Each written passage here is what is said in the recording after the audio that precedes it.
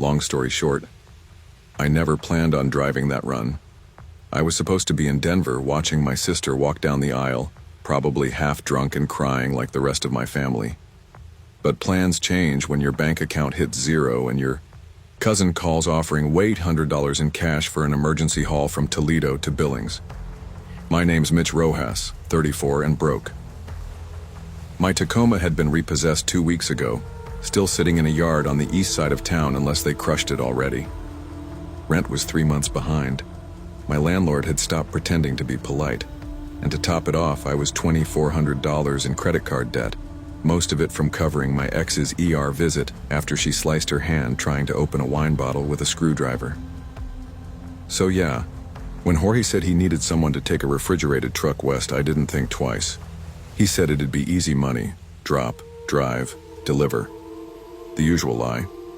What he didn't say was the truck was a 2007 Freightliner with a check engine light that stayed on like it was glued there, or that I'd be driving through black ice warnings in a snow-dusted Midwest night. By the time I rolled out, it was nearly 9 p.m. I was already behind schedule because the meatpacking guys took 2 hours, arguing over load temps and paperwork.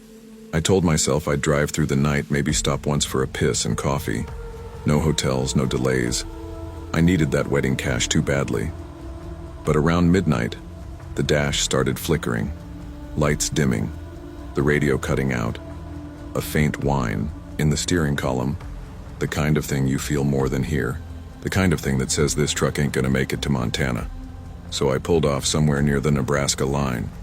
Nothing but dark fields and a flickering neon sign that read Cedar Ridge Motel and Truck Parking. Not a brand name. Not the kind of place you book online. Just there, waiting. I barely had enough strength left to step down from the cab. Snow crunched under my boots, thin and sharp like the ice didn't want to be touched. The sign overhead blinked. No vacancy in half-dead red letters, but the lot had empty slots and the office light was on, so I figured I'd try anyway. Inside, the lobby smelled like bleach and old gum. One of those vending machines that only sold knockoff sodas buzzed like a dying bug. Behind the desk was a wiry man with sunken cheeks dressed in layers of flannel. He looked like he'd been carved out of cigarette smoke and truck stop coffee. "Just need a spot to park," I said. "Maybe a restroom. Truck's acting up." The guy didn't smile, just pointed to a clipboard. "Fill that out. Don't matter. If you're staying or not, insurance makes us keep record." I scribbled down my info, fake address, burner phone, and handed it back. He took it like he didn't care either way. As I turned to leave, he asked, "That your reefer unit out there?" I froze. Not truck, not Freightliner. He said reefer unit. That's not something a regular motel clerk says, not unless he knows something, or someone told him. "Yeah," I said slowly. "How'd you know?" He didn't answer, just smirked and went back to watching the tiny TV behind the counter. Some static-filled infomercial for a garden hose or something.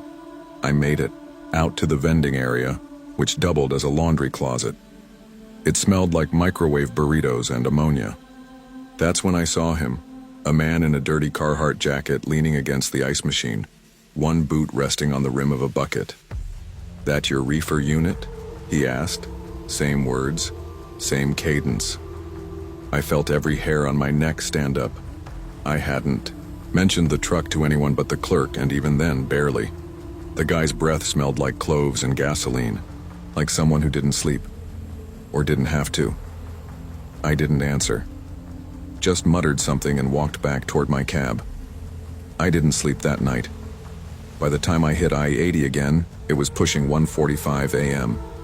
The caffeine pills I popped at the Petro in Cheyenne were starting to make my vision jitter, but the truck was running and I had a full tank. I kept telling myself the guy at the motel was just some weirdo, maybe another driver. Maybe high, maybe drunk. But then I saw it. At a gas station just across the Wyoming line, as I leaned over to dump more pills into a Mountain Dew, I looked up, and there it was. The same rusted Silverado from the motel lot, parked just off to the side, empty. Or so I thought. The man was there, crouched beside the passenger door, holding one of those telescoping mirrors you see repo guys use when They're trying to check a VIN number without getting out. He angled it toward my truck, then toward me. I stepped back, heart thumping like bass in a tin can. He stood up slow, like he wanted me to see him. Then he called over, voice calm. "Electrical issues?" I didn't answer. "Could check your terminals," he said. "Looks like a grounding fault." I got in the cab and locked the doors. As I pulled away, I watched him shrink in the side mirror, just standing there, holding that mirror like it was a damn badge. I didn't stop again, not until the dash went completely dark. Somewhere north of Wheatland, the headlights cut out. Dashboard, dead. No GPS, no RPM. Nothing but engine noise and the white noise of my own breath. I slammed the area beneath the steering wheel with my fist. Everything flickered back to life like it had never stopped. But in my rear view there were headlights. Exactly, a quarter-mile back. Not gaining, not fading, just pacing me, like someone waiting for me to screw up. That's when I knew this wasn't about the truck. Someone was following me, and they knew what they wanted. At 4:02 a.m. I pulled into a Sinclair rest stop just off I-25. There was a Wyoming state trooper parked beside the bathroom building, engine idling, sipping coffee. I parked 3 slots down and got out, pretending like I just needed to stretch my legs. The officer nodded at me. "Cold one?" "Yeah," I said, "real cold." I stayed out there for 10 minutes pretending to use the vending machine, just watching the road. But when I looked back to my truck, something was off. The Silverado was gone. I rushed over to the trailer. The snow under my boots was barely touched. No, fresh tracks. But something was wrong. The emergency brake air line dangling from the trailer was cut. A clean slice, straight through the red Gladhen line. No air pressure, no stopping if things got steep. If I hadn't pulled in here, there, under my windshield wiper, was a business card. High Plains Recovery Services. We find what's owed. No, phone number. Just an address in Greeley, Colorado. I showed the brake line to the trooper.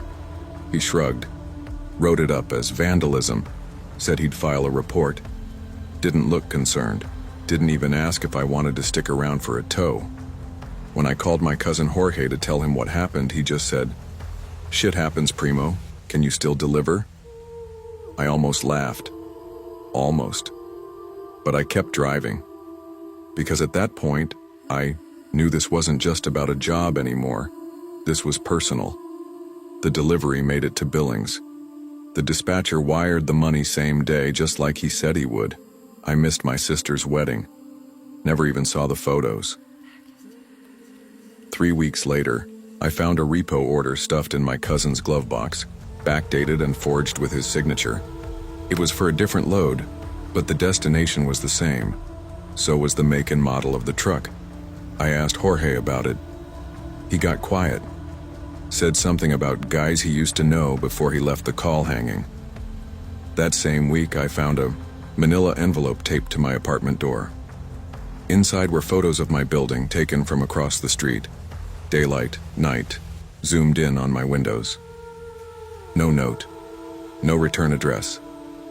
Just before I blocked the number, I saw a missed call from a Denver area code, same night as the wedding. 2:17 a.m. I stopped taking western routes after that. Started driving shorter, safer hauls. Ohio to Pennsylvania, maybe down to Kentucky, because when you owe the wrong people money, the debt doesn't always show up on paper. Sometimes, it shows up in the rear view, waiting.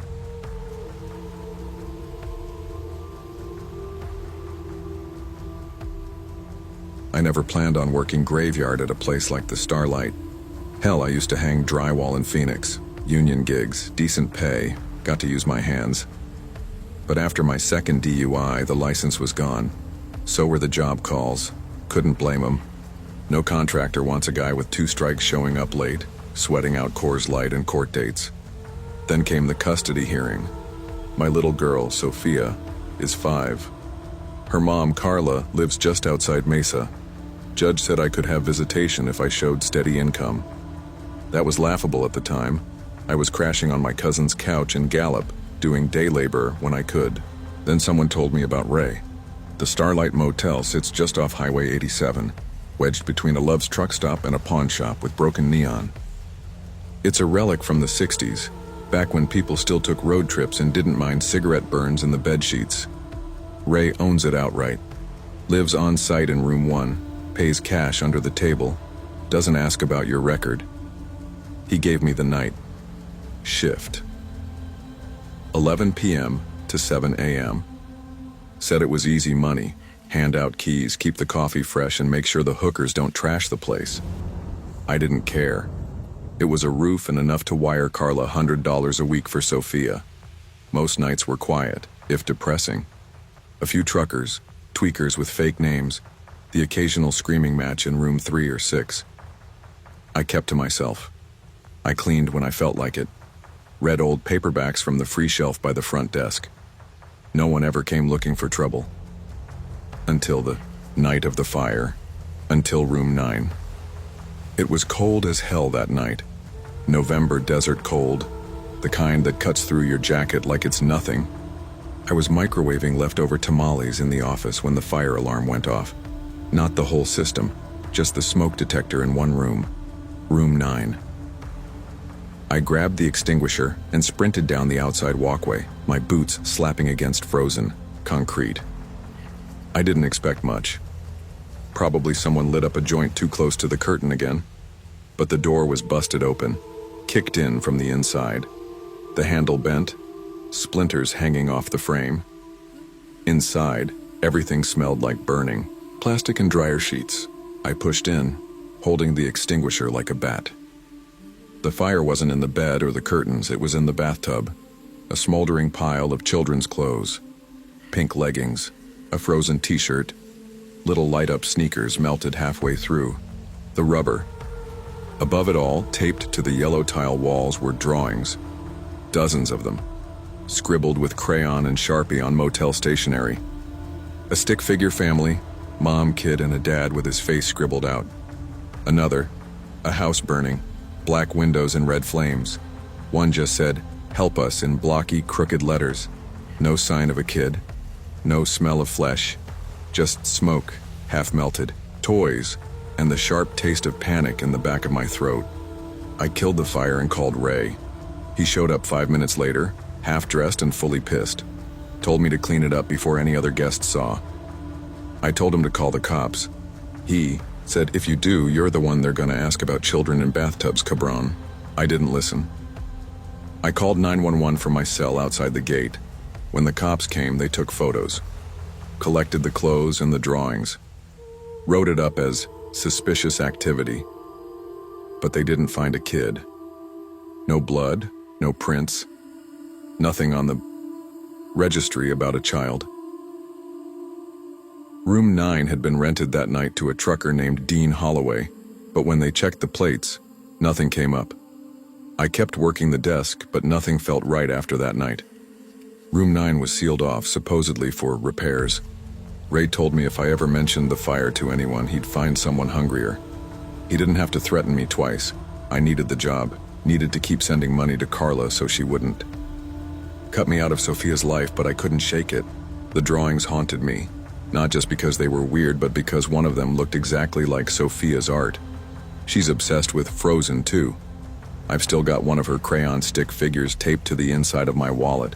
Same shaky lines, same way of drawing. Hands, little spiky fingers. The next night, I checked the guest registry again. Same name, Dean Holloway. New Mexico plate. He paid cash, no ID copy. That was normal around here, but something felt off. I tried to Google him. No social media, no business listing, no commercial license under that name. So I checked trucking databases, dot logs, delivery registries. Nothing. That's when the call came. Blocked number. Phoenix area code. I answered, thinking it might be Carla, a man's voice. Low. Calm. No accent. Stop asking questions about that room. I didn't say anything. He hung up. I called Carla. She was pissed I woke her, swore she didn't make any call. Checked her phone log. She was asleep. Alone. That was it for me. I packed up my stuff in the back room.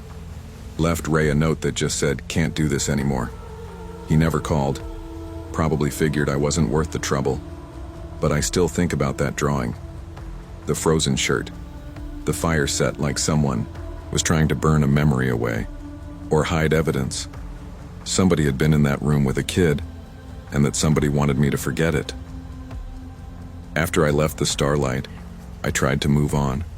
Took a job pumping gas and grants, kept sending money to Carla. Even got to do a supervised visit with Sophia, watched her build a glitter castle out of Play-Doh like nothing bad had ever happened anywhere in the world. But room 9 stuck with me. So I started asking around, quietly, on my own time. I posted about Dean Holloway on a trucker forum under a fake name. Got some bites, mostly trolls. Then one guy messaged me privately, said Holloway was an alias, said he'd heard that name in a case out of Texas 5 years back. Something about missing kids in a burned-out trailer near Abilene. Nothing ever proven, no arrests, just whispers. I went back to Gallup for one night, sat across the street from the Starlight in my truck. Ray had replaced the door on room 9, painted it blue. Looked like nothing ever happened. But something did. I walked into the diner next door and showed the waitress a drawing I still had a photo of. The black house with red flames. She looked at it and froze. I saw a girl drawing something like that in here last fall, she said. Little, quiet, white kid, maybe 6, with some guy in a trucker cap. She remembered the man. Said he paid in cash, didn't talk, just stared out the window while the girl colored. I asked if she'd told anyone. She shook her head. Didn't seem right. But I didn't want to get involved. That's the thing about places like Gallup. People don't want to get involved. And when they do, it's usually too late. I called the cops again, gave them everything. The name, the drawing, the phone call. The waitress's tip. They never called me back. Now every time I stop at a truck stop, I look at the missing kid posters near the bathrooms. You'd be surprised how many there are. Blurry school photos, birth dates, last seen locations. Most from big cities, some from right down the highway. I don't know if the girl from room 9 is there. I don't even know if she's real. But something burned in that bathtub. And someone made sure I'd be the only one who cared. Sometimes I think about going full-time into tracking this stuff down, like those YouTube guys who solve cold cases in their garages. But I've got enough ghosts already. I just keep an eye out, take pictures, ask questions when I can. Carla doesn't know about room 9. I don't tell her. Sophia's safe and that's what matters. But sometimes when I call her, I listen to anything strange in the background. Static, breathing, silence that feels off. I still have that voicemail saved, the one that said, "Stop asking questions." I play it every now and then, trying to hear something behind the voice, a sound, a truck engine, a child. But all I hear is fire.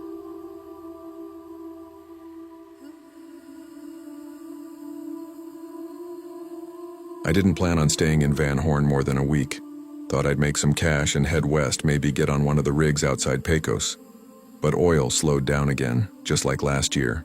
No one was hiring, and my ex in El Paso was threatening to block my visits with Sophia unless I made a payment. Said I had until the end of the month. So when I saw Rudy's handwritten help wanted sign in the Sundown Inn office window, I walked in. Guy was about 60, wore a bolo tie and a pistol on his hip like it was still 1983. Didn't care about my misdemeanor from 2018, breaking and entering. Nothing violent, just me being drunk and stupid. Rudy looked at me, nodded once and said, "You want nights? I pay cash, don't ask questions." I said sure. The Sundown's the kind of place where the beds squeak if you breathe wrong and the vending machines sell RC Cola from the Bush era. It sits just off 285 where the trucks rumble through all night, but no one really stops unless they're desperate. The night shift was easy.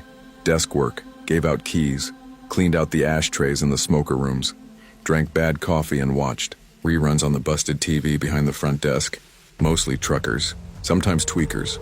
Every now and then a nervous couple checking in under fake names. I didn't care. Rudy made it clear, don't call the cops, don't ask for IDs if they pay in cash, and keep your head down. It worked fine. Until the guy showed up asking for room 17, big guy, sweat-stained hat, Bandage over one eye like he'd been in a fight, or worse. Gave the name Jim Dawson, paid for the whole week in bills that smelled like diesel. Said he didn't want housekeeping, wanted a room that faced the back lot. Asked if we had any cameras. I lied and said yes. He didn't smile. Just dragged a heavy black duffel into room 17 and locked the door behind him. The next night started off normal. One trucker from Amarillo, two teenagers clearly high out of their minds, and a family whose AC had died somewhere past Marfa. I checked them all in, counted the drawer twice, and killed time watching dust collect on the front desk fan. Then, at 2:16 a.m., the smoke alarm in room 17 went off. It wasn't the old kind that chirps from bad batteries. It was shrill, angry. I grabbed the master key and fire extinguisher and jogged down the walkway. Desert wind blowing hot across the parking lot, like opening an oven. I knew something was wrong the second I reached the door. It wasn't just open. It had been kicked from the inside. Hinges cracked, paint flaked off where the frame had split. Inside, smelled like burnt plastic and singed hair. The fire was already dying in the sink. A pile of passport, half charred and still smoking. I grabbed the extinguisher and put out what was left. The names were all different, German, Honduran, a couple with Arabic script. But the photo? Every single one showed the same teenage boy. Brown eyes, buzzed hair, blank stare. I looked up. On the wall above the bed were maps, hand-drawn and pinned to the wallpaper with thumbtacks. Red circles over stretches of desert outside Sierra Blanca. One had safe drop, scrawled in pencil. Another just said, "Tell Rosa I'm sorry," in all caps, written in bar soap on the bathroom mirror. I stepped outside and called the sheriff. By the time the deputies rolled in, room 17 was empty. Jim Dawson was gone. No sign of the duffel. Just burned passports, maps, and that apology in soap. They bagged what was left, took my statement, and told me to let them handle it. The younger deputy looked at me like he wanted to say something. Instead, he just asked if we had security footage. I told him the truth. The cameras haven't worked in 6 years. He wrote that down. They left before sunrise. Rudy showed up at 7, saw the broken door, and asked if I'd been snooping where I shouldn't. I wasn't going to poke around anymore. I'm not a hero and I'm not stupid. But that night I didn't sleep. Something about the kid's face wouldn't leave me. I couldn't guess his age, maybe 14. I'd seen that blank look before, the one where a kid's already seen too much and figured no one was coming to help. I came in the next night like nothing happened. Just tried to keep my head down. At 1:03 a.m. the motel phone rang, not the front desk line, the old house line in the back room, the one Rudy swore no one used anymore. I picked it up. "You the clerk who found those papers?" Woman's voice, Hispanic. Sounded like she was crying but trying not to let it show. I didn't answer right away. Something in my gut told me this wasn't a normal call. Then she said, "Don't look in room 12 ceiling, and quit while you still can." Click deadline. I stood there for a minute just listening to the dial tone, cold sweat sticking to my back. Room 12 hadn't been used all week. I knew that because it smelled like dead lizards, and the AC unit was half pulled out from the wall. Rudy said he was going to fix it, but never did. I stared at the logbook. There was no record of anyone staying there since June, but someone knew that room. Knew I'd found something, knew who I was. I didn't sleep after that. I didn't quit either.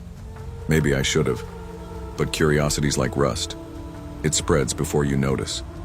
And something in her voice made me feel like if I didn't check room 12, I'd always wonder what was up there. When my shift ended at 6 a.m., I grabbed a flashlight and a screwdriver, and I went into room 12. Room 12 smelled like roaches and heat stroke. The AC hung halfway out the wall like it was trying to escape. I stood on a cracked plastic chair and popped the ceiling vent. I wish I hadn't. Inside was a blood-crusted hunting knife, duct-taped to the metal ductwork. Next to it, a Polaroid, bent and faded. A teenage boy, same as the passports, tied to a motel chair. His mouth duct-taped, eyes red. This motel, same drapes, same puke-green walls. And stuck to the back of the photo was a Dallas Cowboys keychain, same one my nephew carried since he was 10. I nearly dropped the whole vent cover. My hands shook. My head felt like it was full of sand. I stuffed it all into a trash bag and drove it to the sheriff's office myself. Told them everything. Showed them the photo. Gave them the knife, the keychain, even the piece of bar soap I'd taken from room 17. They took it all. Asked me to sign a statement. Then the older deputy leaned in close and said, "Travis, best thing you can do now is forget this. Folks who do this don't like being found." I asked if they were going to look into it. He didn't answer. Just said I should stay in my lane. I drove back to the motel at noon. Rudy was waiting, outside with my last pay in a paper envelope. "Too many questions," he said. "You're fired. No severance. No explanation. Just me. The heat and the sound of the broken ice machine humming like it was dying." I left Van Horn that night. Packed everything I owned in my beat-up Dodge and headed west. Didn't say goodbye to Rudy. Didn't tell my ex. But 2 days later, she called me, said men had come around her place asking for me. Said they wore button-downs and had kind eyes, but knew Sophia's school schedule. That broke something in me. Now I move around. Don't stay anywhere more than a month. Gas station shifts, warehouse nights, never anything with cameras. Never anything that ties me down. But every time I walk through a motel lobby, I look for black duffels. The kind you can't hear what's inside. The kind that smells like metal and sweat.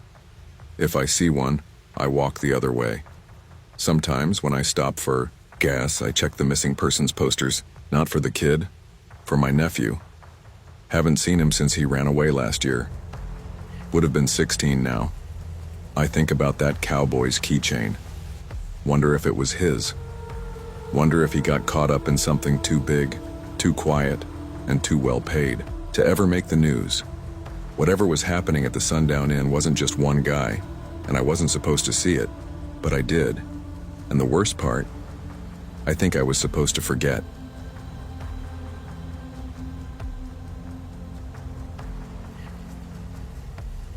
I never meant to end up alone at a crumbling roadside inn, checking in tired truckers and sweeping cigarette ash off tile floors from the Franco era. But life doesn't care what you meant. I graduated from the Universidad de Castilla-La Mancha with a degree in tourism and hospitality, useless out here in the olive groves and sunburnt plains of Ciudad Real. The only thing it qualified me for was seasonal work in Toledo or Madrid, and I couldn't leave. My mother's cancer was too advanced, the trips to Hospital General too frequent, and the bills impossible to keep up with. So I stayed. Took care of her during the day and worked the night shift at Posada del Silencio, a half-dead inn off Carretera CM 410 surrounded by nothing but fields, silence, and old ghost stories. The owner, Don Ernesto, was a chain-smoking relic with liver spots and cheap cologne. He paid cash and didn't ask questions. He knew I cried in the storage room between midnight and 2. Never said a word. Most nights were quiet, a few truckers, sometimes couples who didn't want their license plates on camera. Occasionally, long-haul drivers in their 50s who called me guapa and smelled like cured meats and motor oil. But it was easy money. Nothing ever happened. Until November 7th when he arrived.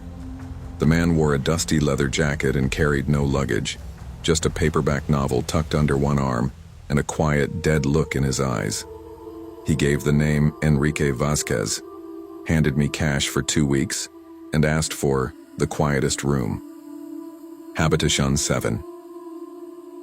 There was something about him that made me cold, even before the wind slipped through the broken lobby door and whistled like a whisper from the olive groves outside. He never smiled, just looked at me once, really looked, and said, "No housekeeping, please." Then he walked down the tiled hall and closed the door behind him. Room 7 had always felt wrong. It was cold even in July. The radiator rattled like teeth. One housekeeper refused to clean it, saying the walls gave her headaches. I never told Enrique that. Not that he'd care. Every night, I brought him a tray. Bread, jam, a thermos, of coffee. Every morning I found it untouched, neatly placed outside his door. Not a crumb missing, not a fingerprint on the glass. By the 4th day, I stopped knocking. Just left the tray, walked away. What unsettled me wasn't that he didn't eat. It was what I did hear. Scraping, faint and rhythmic, between 3 and 3:30 a.m. Not loud enough to wake guests, but enough to freeze me where I stood behind the front desk, like furniture being dragged across concrete, over and over again. Once I pressed my ear to room 7's door. The air smelled like old coins. Metallic, sour, and wrong. When I told Don Ernesto, he shrugged. If he's paying, he can dance naked in there, so I said nothing. I didn't need more drama. I needed money. The next hospital bill was overdue, and Mama had started hiding the pain pills to make them last, but I started to notice little things. Smudges. On the hallway walls, dark, greasy streaks, footprints in the dust outside room 7's window even, though the ground was dry and no one ever came in through the back. Then came the 13th night, November 20th. I walked down the hall with the tray like always, but the door to room 7 was ajar, not wide open, just enough to show the room, was dark and still. I pushed gently. "Señor Vasquez?" I called. No answer, no movement. Inside, the room looked undisturbed. Bed made, curtains drawn, no duffel, no toothbrush, no clothes. Just the novel, La Sombra del Viento, closed on the nightstand with a dried olive branch tucked between the pages and the faint smell of blood. The silence inside room 7 felt dense, heavy, like the air itself didn't want to move. I stood in the doorway for almost a full minute waiting to hear something. Anything, but nothing came. I stepped inside, hesitantly. The floor creaked, and I swear the sound didn't echo right, like the room swallowed it whole. I didn't touch anything. Just checked the wardrobe and the tiny bathroom. Empty. Then I saw it. A damp patch near the back wall, hidden just behind the armoire. The wallpaper there was already peeling from the humidity, but something about the spot made me reach out. It felt soft. Wrong. I moved the wardrobe aside. Behind it, the wall had been patched badly, with what looked like duct tape and thin drywall. Dark liquid oozed through the seams. The stench hit me immediately. Rot, iron, and something else. Something sweet and decaying, like old meat left in the sun. I should have run. Instead, I peeled it back. There was a compartment, no bigger than a suitcase. Inside, wrapped in a soaked Real Madrid jersey, was what at first looked like a mannequin's hand, pale, still. Then I saw the ring, silver, engraved. Siempre contigo. The same ring Enrique wore on his left hand. I stumbled back, hit the nightstand, and the book fell open. The olive branch fluttered to the floor, landing right beside something small. A strand of long black hair tangled around a button with dried blood on it. That's when I called the Guardia Civil. They arrived, 2 hours later, sleepy and skeptical. But when they opened the wall fully and saw what was inside, the hand, the jersey, the partial jawbone, their faces changed. An hour later, they matched the fingerprints to Marina Ruiz, a missing waitress from Valdepeñas. I was told to wait, to give a statement that the name Enrique Vasquez was fake. The ID he gave had belonged to a man who died in Cordoba 6 months earlier. But I already knew what they were going to say. I stayed up all night answering questions. They brought in forensics, took my fingerprints, asked if I knew Enrique's real name. I told them I didn't. I told them everything I saw. They nodded a lot, but I could tell they didn't believe me. They kept circling back to the same questions. How long did you say he stayed? You never saw him leave? You sure you didn't make this up for attention? I showed them the registry, his name, his signature, but the paper was missing, torn from the book. Just a jagged edge where his line used to be. They checked the CCTV. The camera that covered the hallway? Dead. Ernesto said it had been broken for months. The one by the entrance? Footage wiped from the last 2 weeks. They finally left around noon. I slept 2 hours, woke up to Ernesto's knock. He didn't even come in. You brought trouble here, he said. You brought police. You made a mess. and you scared off the few guests we had." I tried to explain. He didn't care. "I'll pay you for the week." "But you're done, Lucia." And that was that. I packed my things and walked out. The wind was dry and sharp, pushing dust across the empty parking lot. The neon sign flickered, once, then died. No apology, no answers, just the memory of that ring, that hand, that smell. A week later, I saw a photo of Marina Ruiz online. She looked just like me. Same hair, same build, same timid smile. I wondered if he picked her because of that, or if it meant I'd been next. I haven't slept a full night since. Live in Toledo now. Share a small flat with a nurse I barely know. I work mornings at a bakery, nights at a late shift call center. No one asks questions, but every now and then I think I hear scraping. Quiet, rhythmic, far off. In my sleep, in the walls. I don't talk about Posada del Silencio anymore. No one believes me. Maybe I don't either. But every time I pass a rural inn off a lonely highway, I feel it. The stillness, the smell, the air that doesn't move. And I check the walls. Behind furniture, inside vents. Just in case, because somewhere out there another man with no past is checking in under a new name, carrying a novel, wearing someone else's ring, and some desperate girl like me is handing him a key, grateful just to have a job, too tired to. Ask what's behind the silence, I hope she asks. I hope she runs, because ghosts aren't the scariest thing hiding in old roadside inns. The living are.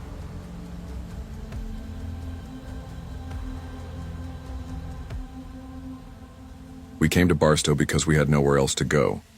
It was August 1999. I was 12, Tito was 14, and Manny was 9. We'd just been thrown out of my aunt's place in Bakersfield. Ray, our stepdad, had stolen her Vicodin and pawned her microwave. She screamed at us from the driveway while we loaded into his rust-bitten El Camino. By the time we hit Route 66, the car was running on fumes, and so were we.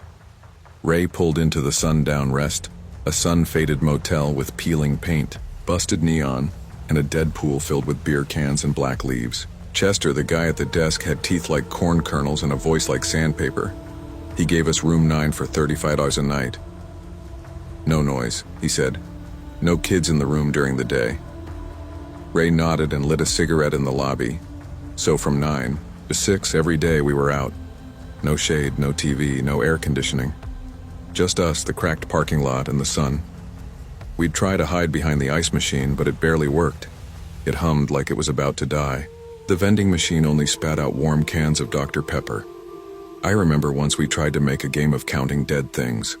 Birds, bugs, something that might have been a possum once. That's the kind of thing you do when you're locked out of your own life. At night, the desert turned into a different kind of prison. Trains rolled past in the distance, and Ray snored with the TV on, his arm thrown across Lupe, our mom.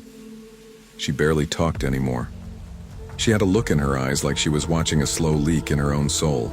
We never talked about the future because no one had one.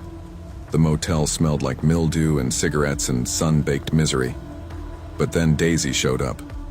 And for a little, while things felt less heavy. Daisy lived in room 11 with her dad, a long-haul trucker. He was gone 5 days a week, sometimes more. She was 13, and had that wiry, sun-dried look of a kid who learned early not to rely on anyone. We met because she caught me trying to get the soda machine to spit out a free can by shaking it. She walked up, flipped open the access panel with a paperclip, and popped one out like a pro. "Warm," she said, handing it over. "But it's still sugar." She showed me where the scorpions hid under the busted AC units, and how the empty pool echoed if you shouted into it just right. She said a woman got stabbed in room 7 back in '87 and showed me the faint brown stain in the carpet like it was a secret treasure. I don't know what Daisy saw in me. Maybe we were both just bored. Maybe she knew I wasn't like Tito, who was always angry, or Manny, who still cried sometimes when Ray yelled. I was quiet. I listened. One day she found a stack of Motel Bibles in the dumpster. "Look," she said. "Someone wrote your name." I thought it was a joke, but there it was. My name, scribbled in shaky handwriting in the margins of at least 3 of them. It creeped me out. but Daisy just laughed. We never talked about our parents. I never asked where her mom was, and she never asked about Ray. Some stuff you don't say out loud. She made the motel feel less like a waiting room for hell. When we were together, time didn't hang so heavy. But all that came apart on day 17. I knocked like always. The door creaked open, but it wasn't Daisy. The woman standing there looked like something out of a hospital movie. Thin, pale, her hair tangled and dry. Her nightgown hung off her like it didn't belong. Her eyes locked on me, wide and unblinking. "You're the one from my dreams," she said. "The boy who shines." Before I could move, she grabbed my wrist. Her nails were yellow and sharp. She yanked me into the room so fast I stumbled. My head hit the wall and my ears rang. "They'll never let you leave the desert," she whispered. "But I can save you." I was frozen. I couldn't scream. I don't know if it was fear or disbelief. Her breath smelled like old milk and her grip was iron. Then came the bang. The door flew open and Daisy's dad charged in, shirtless and furious, swinging a tire iron. The woman let go, hissed, and bolted out the back. The cops found her in the dumpster behind the ice machine, rocking and clutching, a bundle of motel Bibles. My name was written in almost every one. They said her name was Clarice. She'd escaped from Patton State Hospital 11 days before. Paranoid delusions, Capgras syndrome. Thought people had been replaced. The paramedics checked me out. I was okay. No bruises except where she grabbed me. Ray didn't care. That night, he slapped me hard across the face and said, "You bring trouble, you deal with it." Then we packed up and left. No goodbyes, not even to Daisy. We kept moving after that. Needles, then Victorville, then East LA. I don't remember much of the next year, just that it felt like living underwater. Tito started skipping school. Manny got quieter. Lupe barely spoke unless Ray forced her. I didn't tell anyone about the Bibles, about what she said, but I couldn't forget it. I started flinching when people touched me, started checking under beds, inside closets. I'd lie awake imagining her face, the way her eyes seemed to burn with something awful and pure. Not hate, something else, like she believed what she was saying. It wasn't just fear, it was confusion. How did she know my name? What had she seen in me? Was it all coincidence? A hallucination? I wanted answers, but there were none. Just silence and the long grind of days. I started reading about mental illness.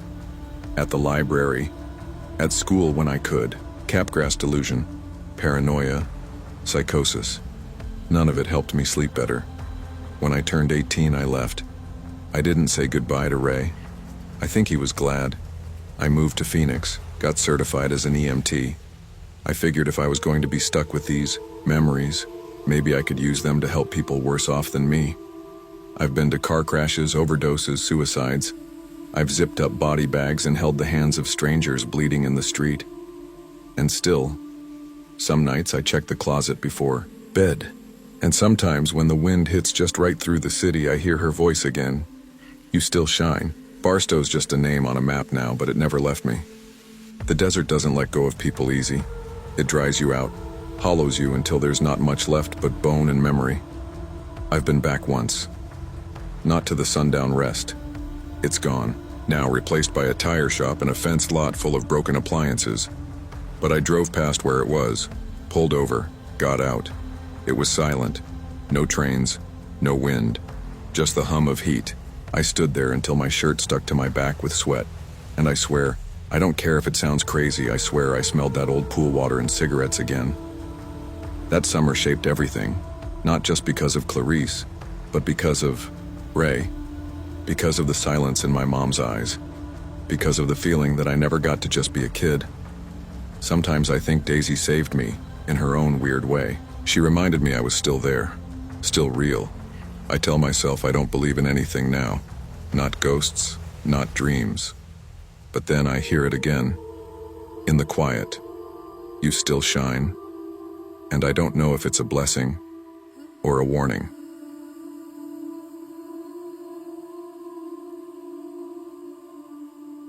I didn't think I'd end up in a place like the Lotus Inn. But looking back, it makes sense. I wasn't sleeping, barely eating. My job at the call center downtown was a dead-end grind of troubleshooting routers for people who didn't even know what Wi-Fi meant. I'd moved to Bangkok 2 years ago from Da Nang, chasing a salary I could send home. But instead, I was just drowning quietly in a city that didn't care if I sank. I lived in a one-room flat above a tailor shop. Mold crawled up the walls like vines, and the mattress was thin enough to feel the boards beneath. Every call from my parents was a reminder of what I hadn't become. No wife, no kids, no future. Just an empty bed and silence thick enough to choke on. I was 24 and still a virgin. Not that it mattered to anyone but me and the voice in my head that wouldn't shut up. It was one of those nights, the kind where the rain won't stop and neither do your thoughts, when I found the ad. A woman named Lena. Her profile was vague. Pretty, kind smile. It didn't scream scam, but it didn't feel right either. Still, something pulled at me. Not lust, not exactly. Just the idea that maybe someone could see me, even if I had to pay for it. The address came in a private message. Lotus Inn, Soy 12, ask for room 12. A small place near the riverside. No online presence, no photos. I hesitated. But shame is a quiet kind of fire. It burns slow until you're moving without thinking. The taxi dropped me off at the mouth of the alley. Neon buzzed overhead, casting green and pink reflections onto puddles slick with oil. The sign for the motel flickered like it was trying to disappear. A couple of strays scattered as I stepped closer. Inside, the air was damp and hot. The lobby was empty except for the clerk, a thin man in a stained shirt who didn't ask questions when I handed over the money. He just handed me a rusted key. Room 12. Room 12 was up a narrow flight of stairs. The carpet squished under my shoes, damp from years of leaks and footsteps. The hallway was too quiet. I knocked once, then twice. No answer. I turned to leave, but then the door creaked open. A woman stood in the shadowed frame. Not Lena, she was older, maybe late 40s, with smooth skin that looked pulled too tight across her cheeks. Heavy makeup masked something tired beneath her eyes. "You must be Kiet," she said, her voice smooth like silk caught on glass. "I'm Madame Voronay." I tried to stammer a response, but she was already ushering me inside. The room smelled like jasmine and something metallic. The light flickered above the bed. There was no window, just a mirror mounted crooked above a dresser and a curtain hiding something in the corner.